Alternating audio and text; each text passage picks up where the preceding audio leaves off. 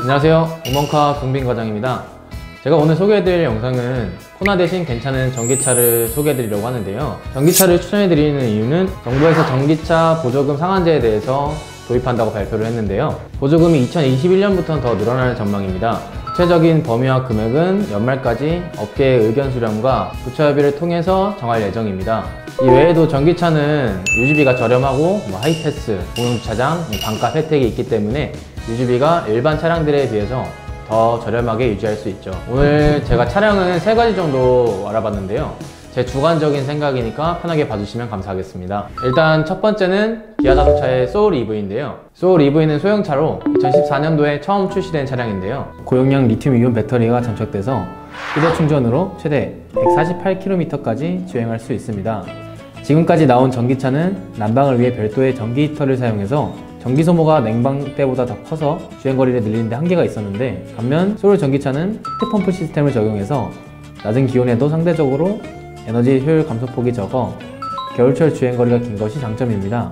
하지만 소울이 아쉬운 점이 12V 보조 배터리 방전이 되면은 주 배터리를 이용해서 충전해주는 배터리 세이브 기능이 없는 게 좀 아쉽습니다. 12V 배터리는 시동 중이나 충전 중일 때 충전이 가능하지만 원인 불명으로 방전이 자주 일어난다고 하네요. 두 번째는 쉐보레사의 볼트 EV입니다.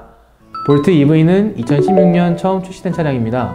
1회 충전 시 주행 가능한 거리는 383km입니다.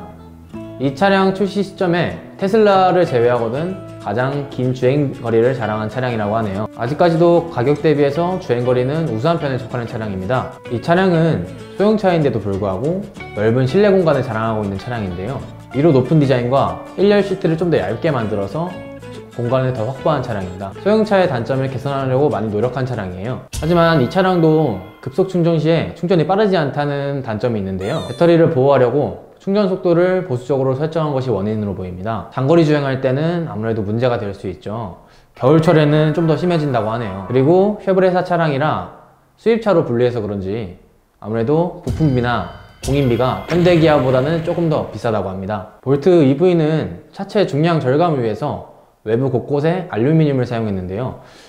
차량 중량 절감을 해서 알루미늄 하는 건 좋으나 혹시라도 이게 사고가 나게 된다면은 알루미늄이기 때문에 판금이 되지 않거나 비용 상승이 될 수 있는데요. 하지만 이런 것들 외에 연비라든지 넓은 실내 공간이라든지 장점이 많기 때문에 굉장히 좋은 차량입니다. 그리고 마지막으로 소개해드릴 차량은 기아 자동차의 니로 EV 차량인데요. 니로 EV는 2016년도에 처음 출시가 됐고 완충시 주행거리는 385km로 굉장히 가장 긴 주행거리를 갖고 있습니다. 니로 EV는 디자인적으로도 굉장히 우수하고 실내 공간이나 주행거리도 가장 우수한 편에 속하는 차량입니다. 2열 뒷좌석도 비교적으로 상당히 넓은 편이라서 성인 남성 4명도 불편함 없이 탑승할 수 있습니다.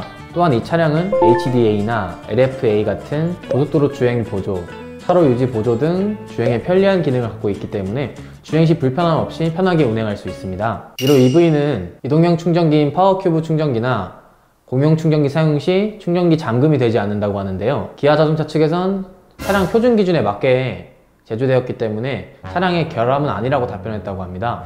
앞서 현재 이슈되고 있는 코나의 화재로 인해서 다른 전기차들을 소개해드렸는데요. 개인적인 생각으로는 전기차를 선택하시는 가장 큰 이유 중 친환경적인 요소도 있고 저렴한 관리비, 유지비, 연료비가 있을 겁니다. 충분히 단점을 커버할 만한 장점들이 있지만 현재 발생되고 있는 배터리 문제로 인한 화재 등의 피해는 결코 쉽게 생각할 문제는 아닙니다. 그렇기 때문에 더 다양한 차량의 종류와 기술력이 보완될 때까지 지켜보시고 고민하는 게 좀 더 좋을 것 같습니다. 다음 영상에서는 전기차와 마찬가지로 많이 고민하시는 하이브리드 차량의 리뷰로 만나 뵙겠습니다. 이상 우먼카 조성빈 과장이었습니다.